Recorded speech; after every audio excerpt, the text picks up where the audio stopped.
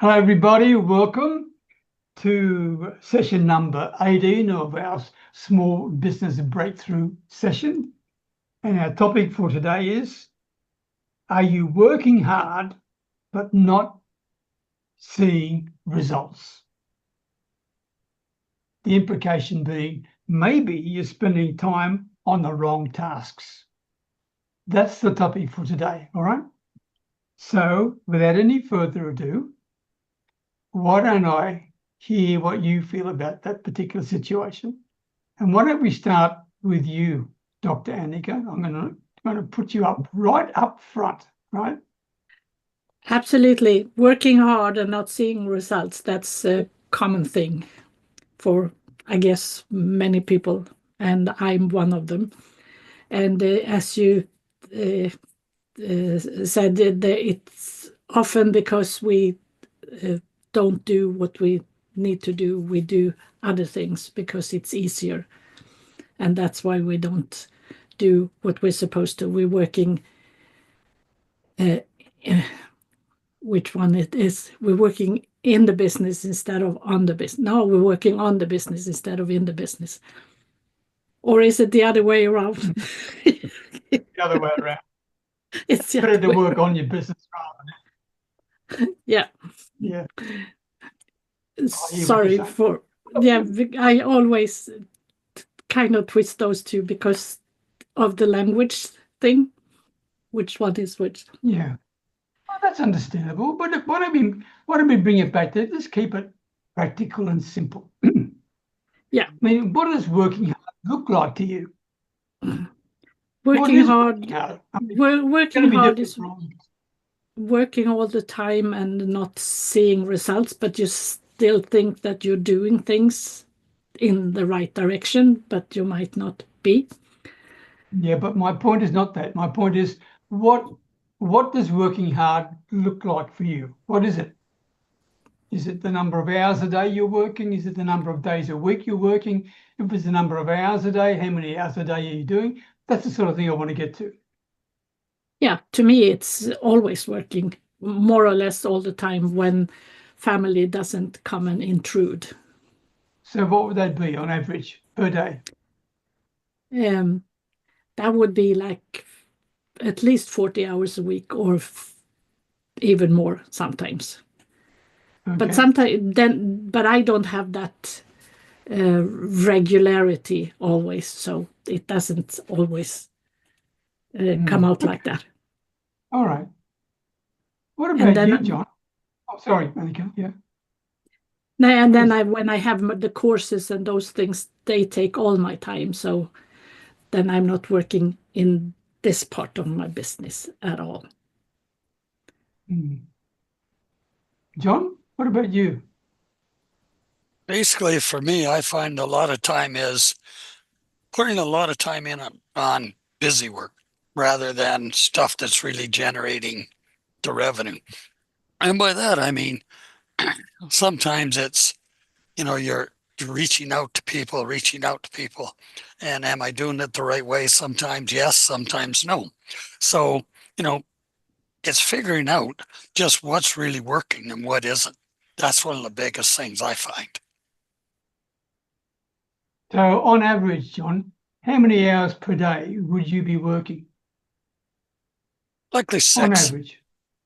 Likely about 6. 6. Is that for 5 days a week or for 7 days a week? That varies.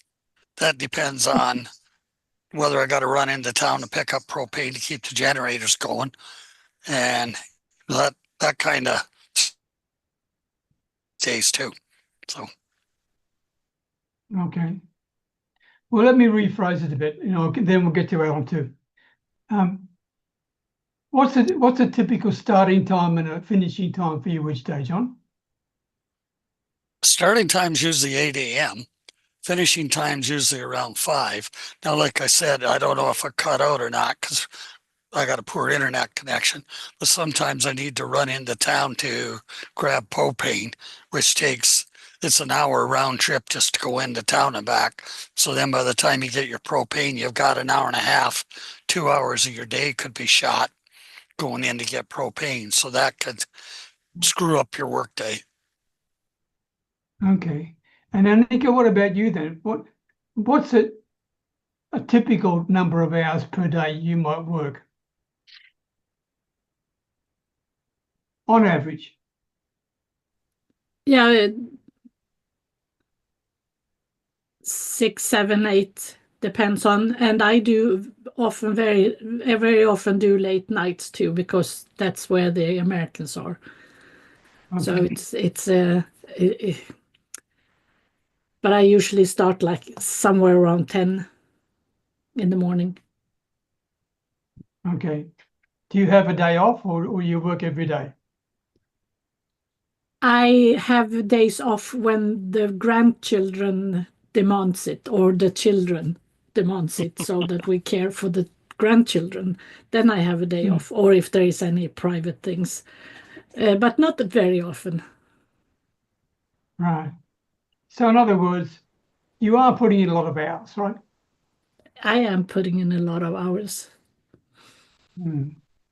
Okay. John, Alan, what about you?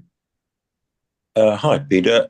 Yes, I do put a lot of work in, and it's very slow to see results. The sort of thing that I do,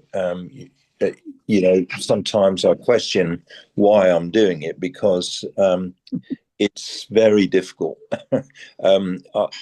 If we take one of these developments that I've been involved in recently, it fell through. I think I mentioned on the last call, or last but one call, and as a result of the vendor withdrawing from the transaction, it cost us something like $30,000. So that was very frustrating. I'm trying to get that site back by using an agent and trying to approach the vendor from a different angle. But at the moment we're $30,000 down. There are another 2 sites that we've got.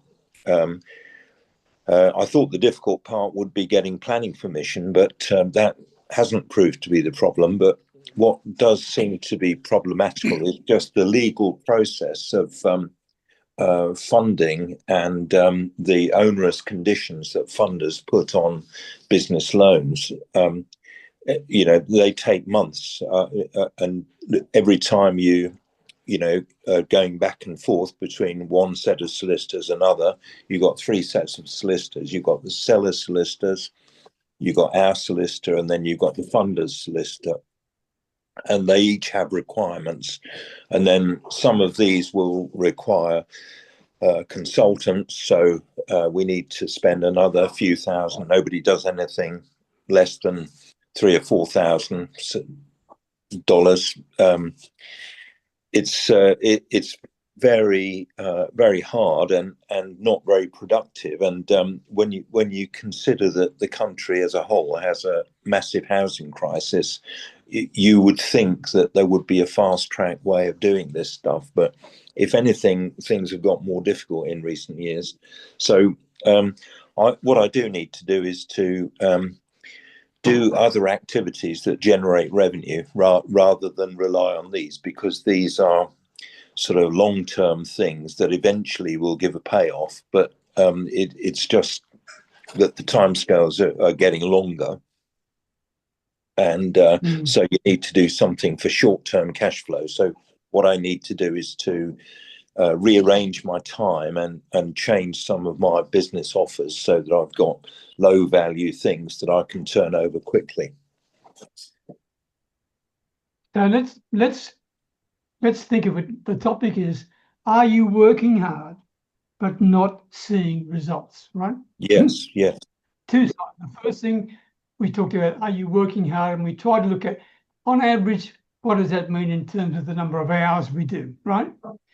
Now, you just raised another point, Alan, and that is in terms of the results that you're looking for. In your case, how do you measure the results? Are you talking about in terms of cash flow?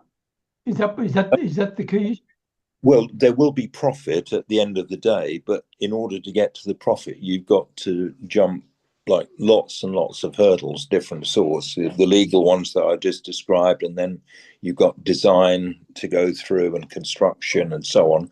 And if anything, probably the construction is the quickest part of it. But at the moment, with 3 of these sites, we can't actually get on and do anything.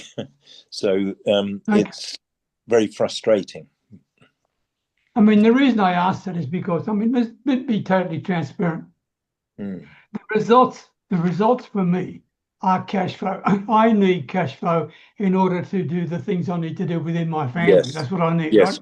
right? Yes. There's no second thing about that. So therefore, I need to work hard to generate cash flow. That's the point I was getting at. Yes. What about you, Annika? What results are important for you? Cash flow, of course, because I want to keep my business staying alive, and I have to have a certain amount of money in the system so that it won't go bankrupt. And there are some of those sums that I can't really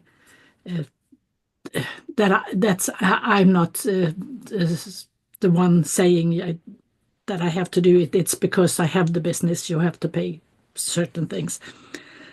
And on the other hand, yes, I do need to have that, and I do need to have it for my private life too, of course. But that's not the big issue for me, because I do have a small pension in the background, so I can survive with me and my husband. And then my big, what I really want is to change people's lives, to help other people to get there. But I do want to have money for doing it one way or the other. Okay, but changing people's lives is a result, is an outcome you also want as well as the cash flow, right? Yes. Okay. John? Cash flow for me, and I was kind of chuckling when Alan said $3,000. You know, that's cheap, because everybody, you know, when you want to build a house, 20 grand is their favorite number. You want to put in a septic tank, 20 grand. You want to put in a well, 20 grand. You want to put in electric, 20 grand. You know, at least they keep their number steady. And I kind of look at them and think, you know, can't you guys have a lower number? But, you know, when you want to build, I guess that's the price you pay. So that cash flow, obviously, especially at this point, needing to build, that's a big thing for me. Okay.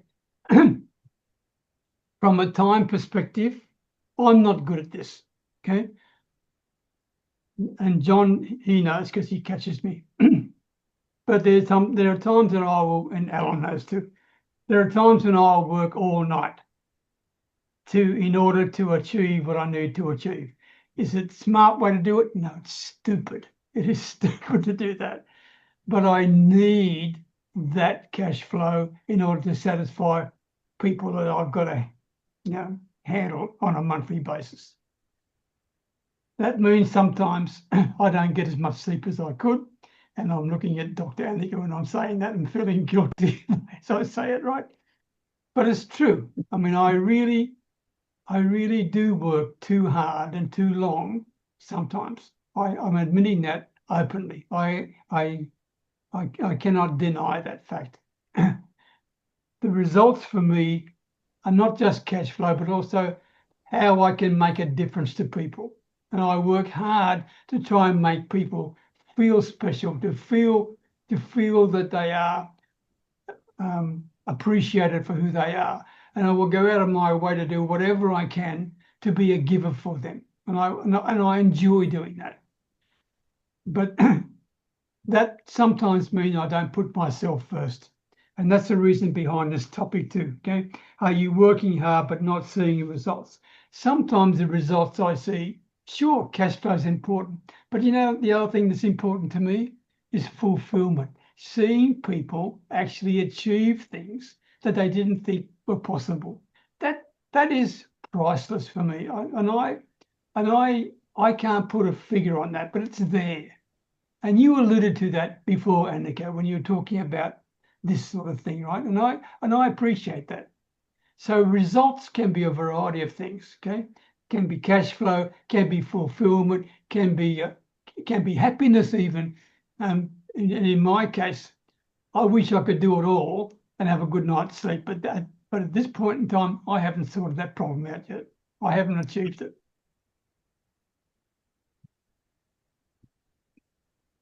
Can I just ask a question, Peter? Do you find that your working hours are extended because you deal with people all over the world?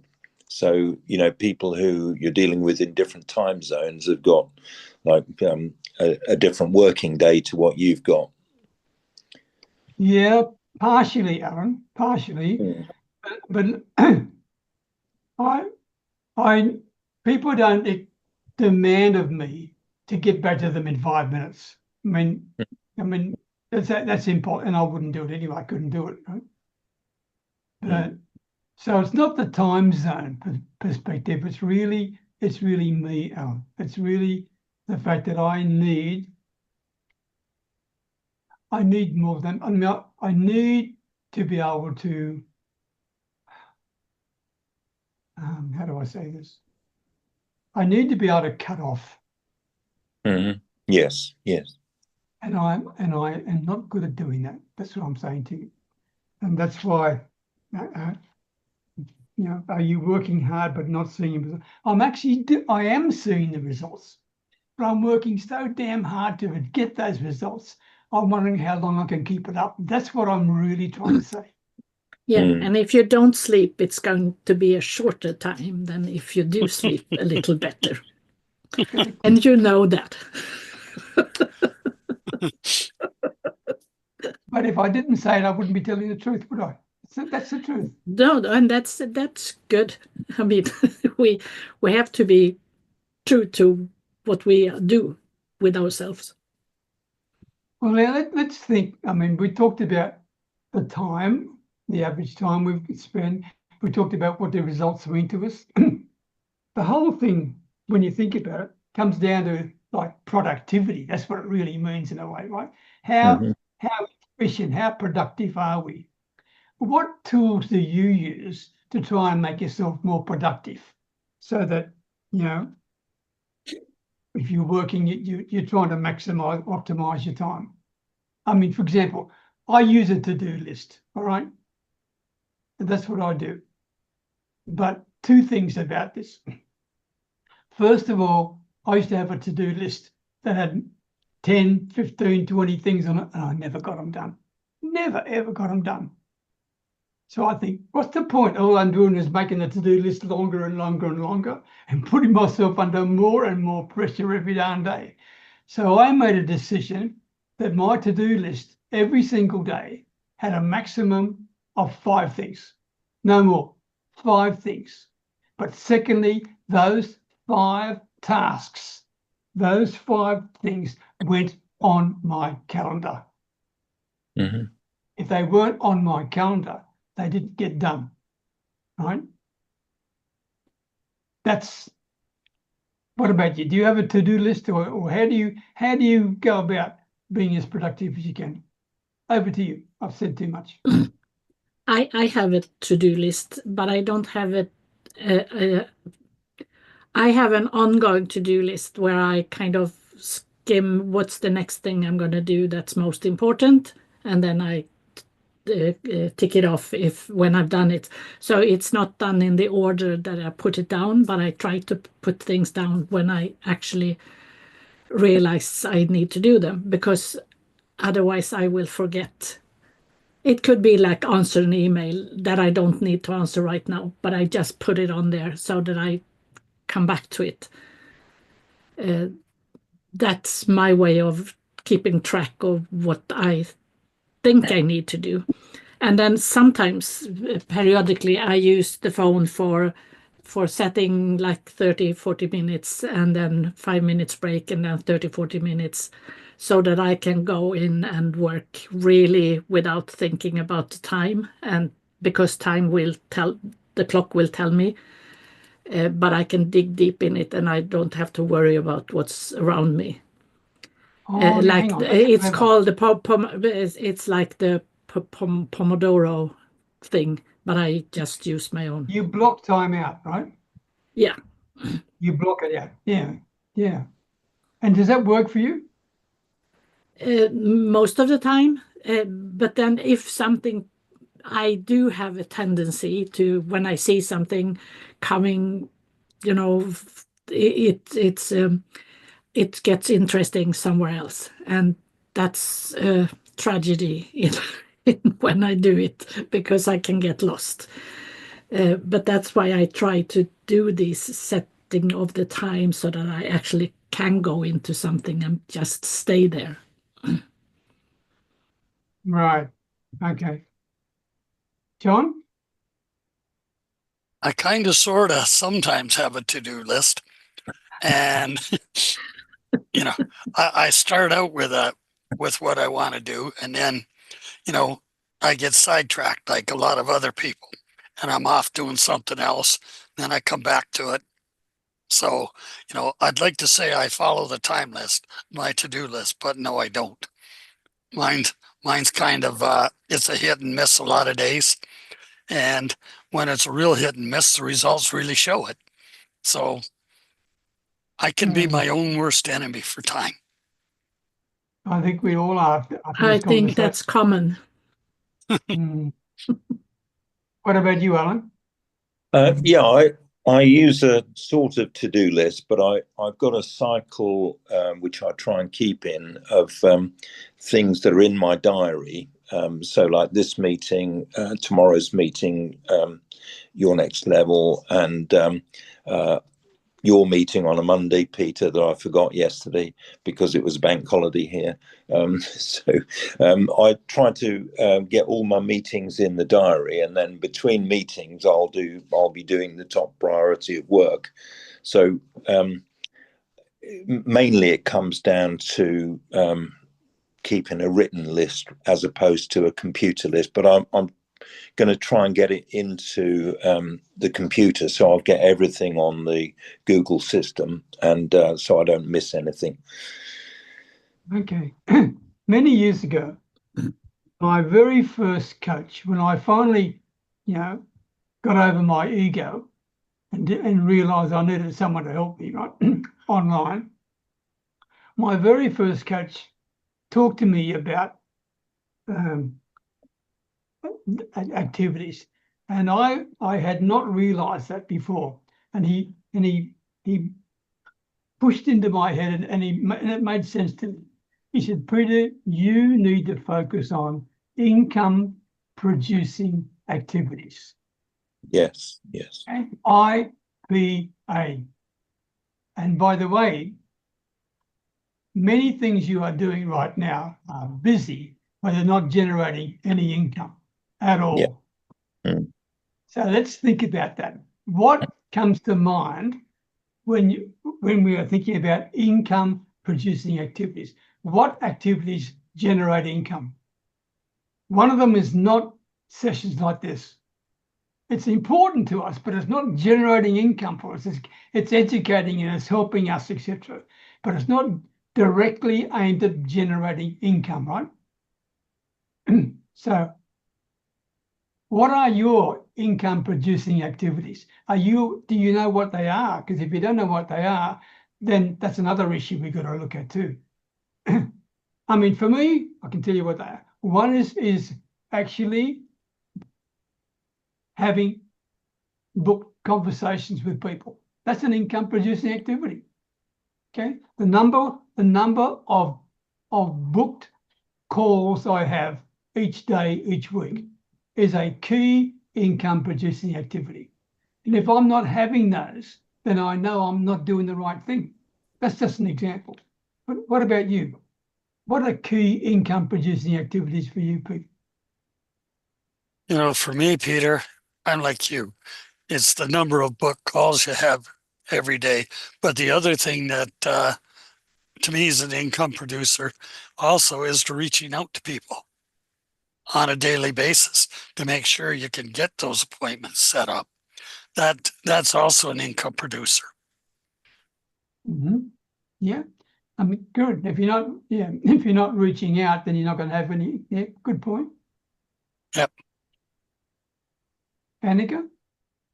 Well, one potentially income is doing my course and then focusing on actually getting it done, because that will hopefully be an income thing, but I have to do it. I have to finish those things that I'm doing. And yeah, but this is the point we're getting at. That's the whole point. It's not incoming in the moment. Yeah. But I understand that. And I agree with you. It's reaching out with to people and having conversations. I guess or having book that's calls with people, right? Yeah. Let me make it put another way. Working on your website is not an income producing activity. Creating a better video for a post on LinkedIn is not an income producing activity. It will lead to visibility and reputation, but it's not generating income directly. That's the point I'm getting at. And we need to make sure that at least each day we are doing income producing activity as well as other things. That's what I'm trying to get at. Does that make sense? Yeah. And then we're talking about connection, reaching out to people, and in that kind of. This is a topic. This is a topic that is often just glossed over, really, because it's pretty darn hard. Because it's getting too close to the truth when you think, isn't it? But that's why I wanted us to share with it. Okay. Alan, what's for you? Well, sorry, John. Go ahead, John. I was just going to say, Annika, your Zoom course is a result of your activity. It's the talking to people and everything else that generates the money. To make the initial sale, that's where the money's made. Yeah, your course is just that's finalizing. just the means. Yeah. Yeah. I get it. Let's rephrase that and let's be blunt, John, because you can be really blunt when you want to be, right? I mean, what activities drain us, right? Drain our energy and give us zero bloody return on investment and return on time. What activities are we doing that's giving us no income? And if we are doing it, why are we still doing those activities on a daily basis? Why bother? It's called test and measure. Test and measure, guys. Try something for a month. If it doesn't work, fucking get rid of it. Right? Test and measure. And you'll improve. Test and measure all the time. It's pretty simple stuff. Try it for a month. But we're talking about activities that generate income. That's all. That's right. Test and measure. I understand that's a process. But what are the activities? What are the activities for you that generate your income, Jeff? Same as you. You just did an activity. People don't know. You just posted on social media. You didn't do it, but it happened. You just posted on social media 5 minutes ago on an email, right? So you're taking action. Trust me, it's on my email. It came 5 minutes ago. So what action do I take? Every day, guys. I do my branded QR code. I've got my VAs working on stuff. What else do I do? I got a couple of new things. When I ask people happy birthday on LinkedIn, they say thank you. But then I make sure my team follow up that thank you with something else and get engagement, get a conversation happening. Don't just say happy birthday and they go thank you. It's all over. Keep it going. That was the whole idea of doing it, right? I go to stories and I make little comments on people's stories. Hey, like you saw it the other day, Peter. Keep going. The lurkers are watching. I appreciate that. I appreciate that. But those things are not generating income directly. Indirectly, yeah, but not directly. Not directly. Well, I don't care how I get it, direct or indirect. It's generating income. Well, yeah, but all I'm trying to say is we've got a limited number of hours in a day. What we need to do, what are the things? I mean, The obvious one in terms of generating income is how many calls you're having with potential clients each week, right? Or each day. That's one of them. If you're not having any of those, then you're not not going to be generating any income. That's the point, right? And what other things like that should we be doing that generate income? Not working on our website, not making our emails better. The post you're talking about, Jeffrey, was a scheduled post or scheduled email I did via the autoresponder. I mean, I didn't do it, but I did it 2 days ago, right? Right. Anyway, that's right. All I'm getting at, that doesn't generate income. Yeah, I agree to disagree with you. If it doesn't generate income, here's my question back to you. If it doesn't generate income, why are you doing it? Answer that one. Why are you doing it if it doesn't generate income? But I don't do it. That's the point I'm getting at. That's the whole point of it. I'm not doing a whole lot of things. It doesn't do itself. You pay someone to do it. Same thing. It's being done. Why are you doing it? What reason? What's your reason for doing it at all? Yeah, give me an example. I'm not sure how to answer your question. Well, I can give you an example. You've done a wonderful email. For example, the email you just received? Yeah, correct. Why are you doing it? Because they are activities that are important to building my business once I have done the income producing activities. I do them first and then I do the other ones after. That's the point I'm getting. To me, I can agree to disagree. They go hand in hand. Action gets traction.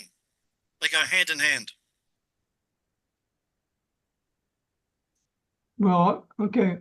All I know is I want to have a focus on the activities that I know are going to generate income, not lead to income down the track. I will do those activities after I do the income producing ones first. That's what I'm trying to get at. That's all. There are very few activities that generate income overnight. It's a process. It's a process. Like, for example, I reach out to people on Facebook stories. Most people don't go on Facebook at all, which is a waste of time. I have a Facebook group. It's there for a reason. Right this moment, I've got 30 people waiting to get into my group. I had a look. I'll let them in tomorrow, and I guarantee you 4 or 5 of those people will become my client, because I will make those people, as they join the group, I will say welcome, and I'll make them an offer. 25 will do nothing, which is typical, but 5 will actually take some action, and I'll make some money, and it'll be a win-win. It's about helping your clients. Yeah, you know that. We're all about making people win. And Facebook groups, I get people on LinkedIn go, I'm not going to do Facebook. I go, I'll be leaving a lot of money on the table. I get people on Facebook say, I'm not going to do LinkedIn. They're both important. And you've got to have activity. How much activity? It's entirely up to you. I mean, I probably do too much, which I don't mind. I'd rather do too much than none. Right? Because you can do too much and people go, oh, not Jeff again. So you've got to come up with something different. Okay. Okay. What about you, Alan? Yeah, what are income producing activities? Just do that to start with. Yeah, I certainly resonate with what you're saying. I have done a lot of blog posting. Can you hear me okay? Yep. Okay, yeah. And I've literally done hundreds of thousands, more than 1 million words in different blog posts. And I've just sort of given up the ghost on it, because although I'm trying to build authority on different websites, it doesn't actually move the needle. Nothing happens with a blog post. It's there sitting on your website, and it's okay.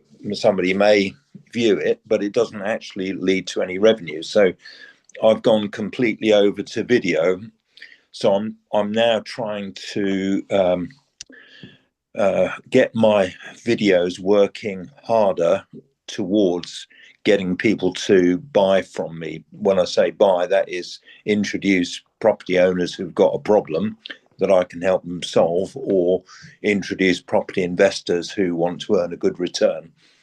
So I do have a course, but I need to revamp it. So, you know, essentially I've got a lot of stuff that's work in progress, but very little is actually finished that actually sells. Okay. Okay. And to go back to you, I mean, because you raised a really good point, and that is in terms of blocking out time. I mean, in my case, I can tell you now that Saturday for me, I block out the time to do special things for my customers. But it's their time. That's where I try to come up and think of things that I can do that will give them a surprise, that will make them feel better, to give them a memorable moment. So that's a blocked out time I do on Saturdays. Every day, for 1 hour a day, I'll block out time to create videos. And I'll create in 1 hour, maybe 8 videos, maybe 10 videos. I mean, I generate about 40, 50 videos a week, all right? Short videos. All I do is change my shirt and change the background. And then just boom, right? That's what I do. But that's the way if I didn't do it in a time block, I'd never get it done at all. And so I just grab 10 shirts out of the wardrobe, right? Send them on the coat hangers. And when I finish one video, I take this shirt off, put the next shirt on, change the background, and start the next video. That's how I do it in the time block. And it's done. What about you, John? Do you use time blocks?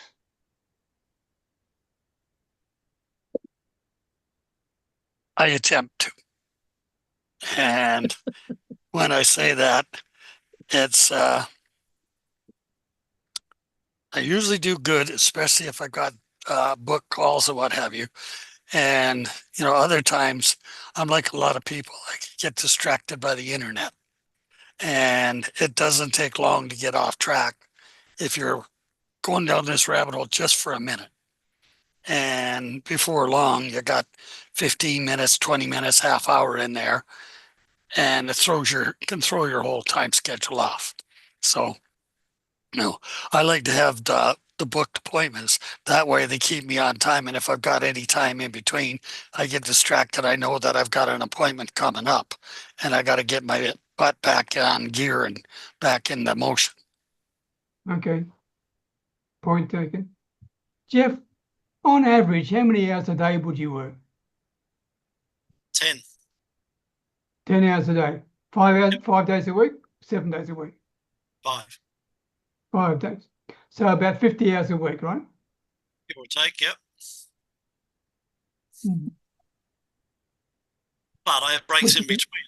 But my schedule, I might be open 14 hours a day, but no one knows I can play golf for 2 hours at night. Like prior to this, I'll be watching a Netflix movie, and it'll just come up and say, Mickey Mouse is going to come on in 15 minutes. And I go, Jesus, I'm just going to enjoy the movie. I'll stop the movie. I'll put the coffee on. I'll grab a coffee. I'll splash my face so I look fresh, and I'll come on and do the meeting, because the meeting is probably going to make me some money, right? Then I'll go back to my movie. The movie will always be there. Yeah. So I work my life around, my activities. I have a pretty good time. I'm really in a happy place at the moment, right? And the big one for me has been a big winner, a huge winner, is when I got from another mentor of mine, was doing podcasts. Because podcasts, 2 things. I get to learn so much from my guests. Every one of them teaches me something, one thing at least. And I get the ability to tell them what I do, and they go, aha, I didn't know you had VAs, Jeff. I didn't know you do email marketing. I didn't know you were a LinkedIn specialist. So I get the opportunity to subtly pitch those people at the same time. So every 10 podcasts I do turns into between 2 to 3 clients. And podcasts give me an awesome exposure, make me look like I'm the guy who knows a guy. Mm. Podcasts are bloody awesome. I must admit, people who are productivity experts, right?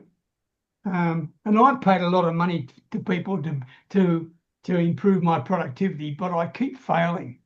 And the reason is because they say things like, Peter, what we want you to do is track your time for a week, because you will be absolutely shocked of how much time you are wasting doing things you shouldn't be doing. And they're right. But you know what? I only do it for about 2 days if I'm lucky, and then I'm lost. I've never done a week yet. I've never been able to do it. I just can't do it. I mean, has anyone ever tried to do that? To track your time? And I mean, really track it, you know, I don't want to track what you it. I don't spend want, every day? I don't want to, I'm enjoying life too much. I don't want to track it. I'm happy.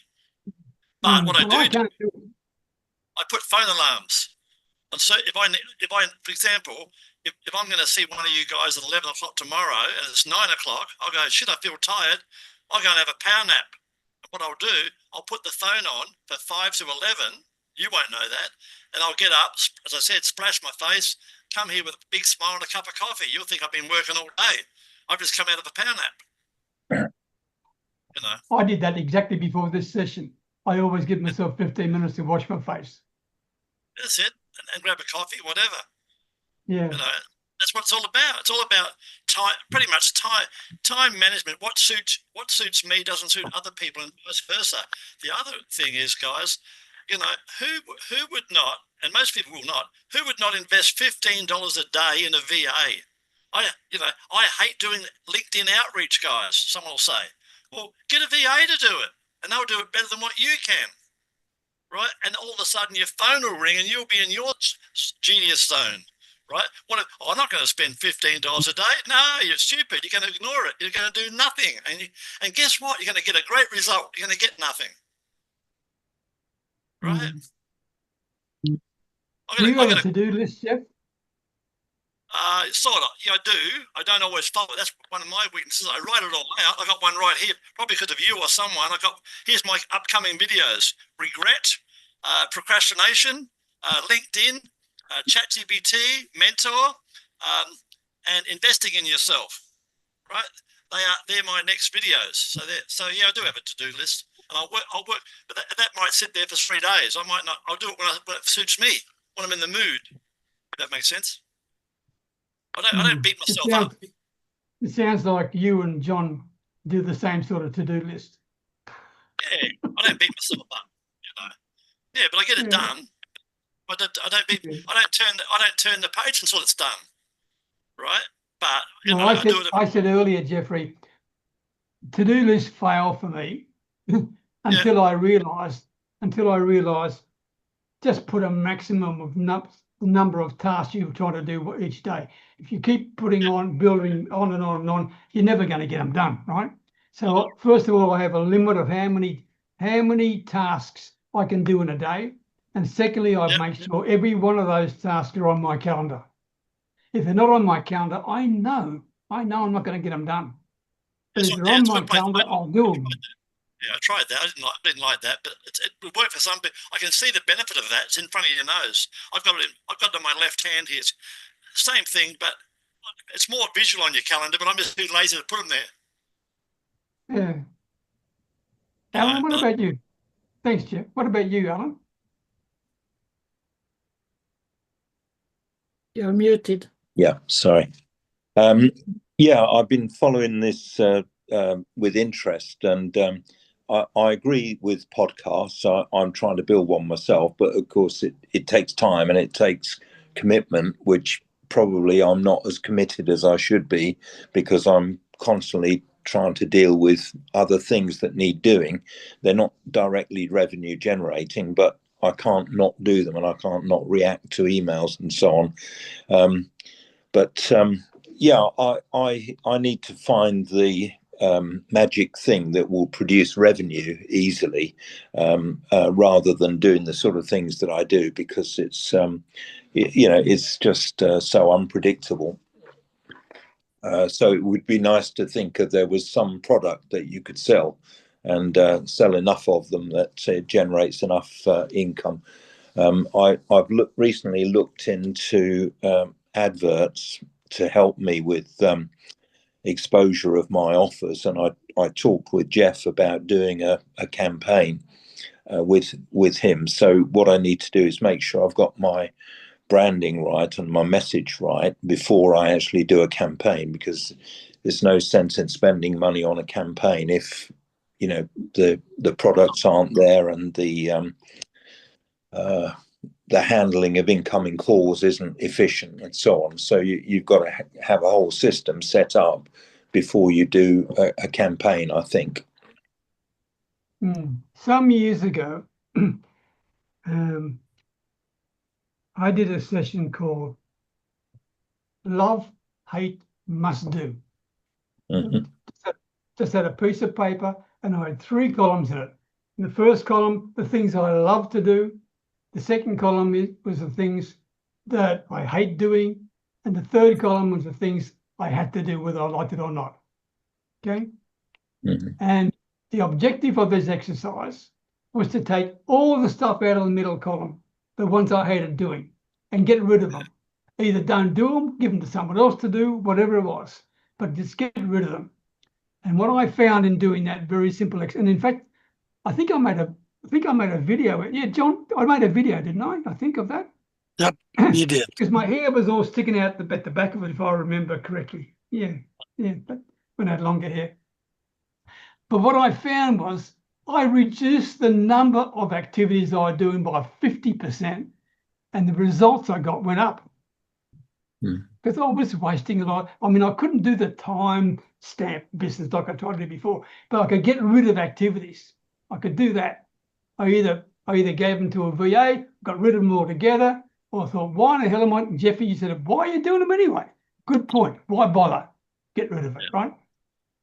Yep. And be quite frank with you, a lot of the things I was doing, and I challenge you on this, a lot of things we are doing sometimes are based on habits, not on income producing activity. They're damn habits.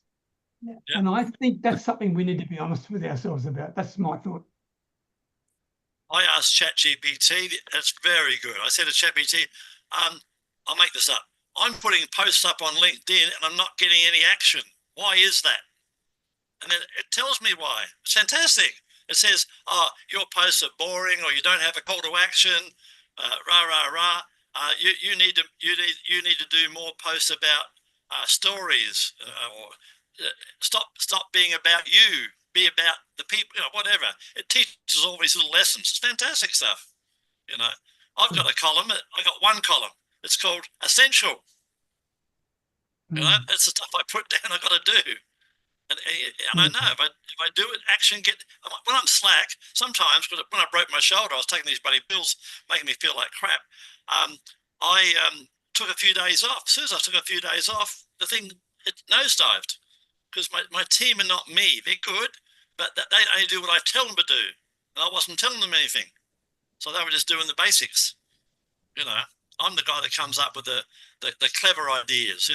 I'm starting new one I'm doing at the moment. I'm doing polls to ask people more questions, which you do quite well, Peter, by asking open-ended.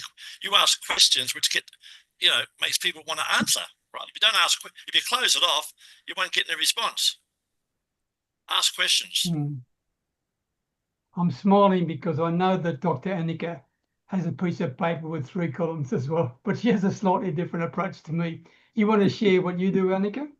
Because I heard it once in a circle of fame. I think you did it. Yeah. I actually don't exactly remember, but I use more I think it's called the Eisenhower sheet with 4 columns. Okay, it might have been 4. Don't hold with the number of columns, but you had a piece of paper. It's important and urgent, and it's important, not urgent, and it's not urgent, not important. There are 4 when you put them in cross, and one of them is the things that you can discard or have someone else do. And then it's urgent and important, then you have to do it more or less now. And if it's urgent but not important, those are the things that you need to keep track of, because those are the ones that we usually put off because they take more time. They want us to plan and all those things. And that's where I have a hard time to get to those, because it's easier to work with the business in other places. Do things you Are like. you saying you don't do that anymore? I do it occasionally, I have some, what would you call it, in my mind when I have my list, because like I said, my list is not to-do list for today. It's a list and it's a paper, and then when I've taken most of it off, then I make a new paper, bring those things over that I didn't do if I still think they need to be done, and then I keep going. So I keep looking at that list with kind of those eyes. Do I really need to do it, or is it important, and so on. That's why I don't do things in the order that I write them down. I do them, I look what is next. Okay. I mean, the interesting thing is last weekend we had no power for most of the weekend. So the normal work I would do on Saturdays for my clients, I couldn't do. I just couldn't do it. We had no power and that no internet connection. So the phone battery finally ran out, and that was it. Right? Couldn't do a darn thing. So I was off social media for most of the weekend.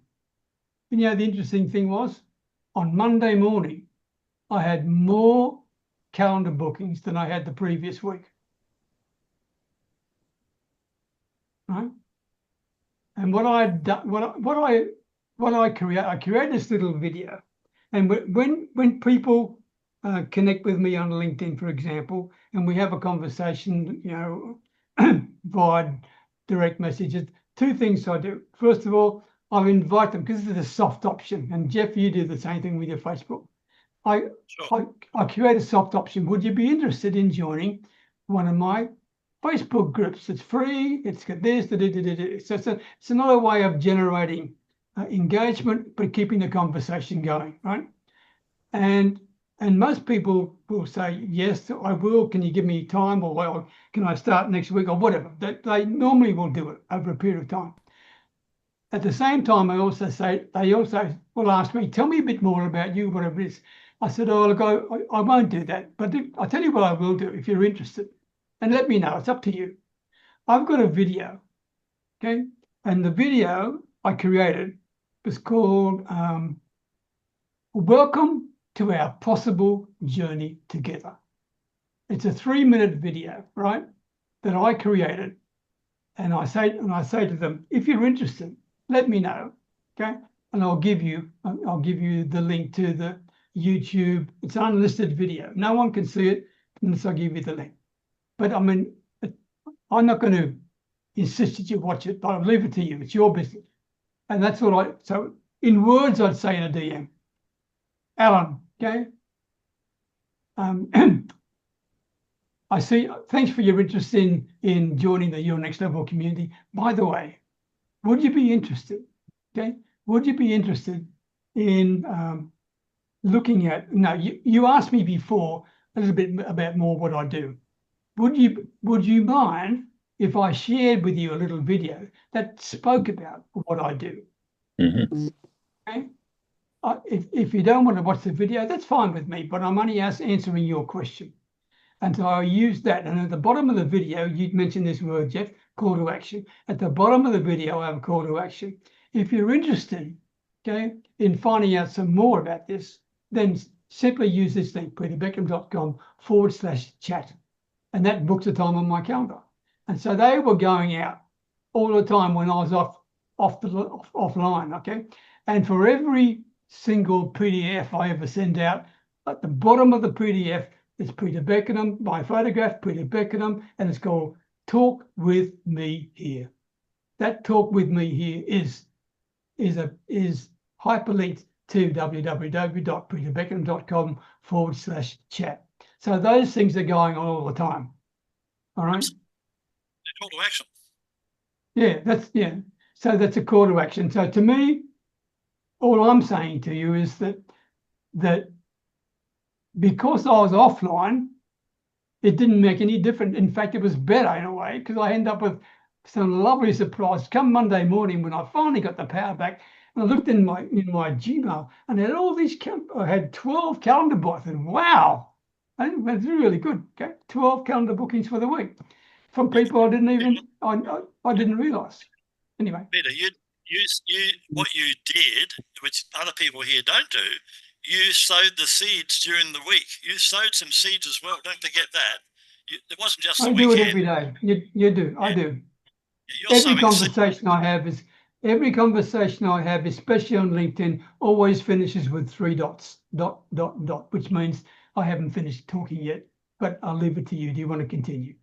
just another way to get business. But what we got to talk about, guys, what else are you going to do?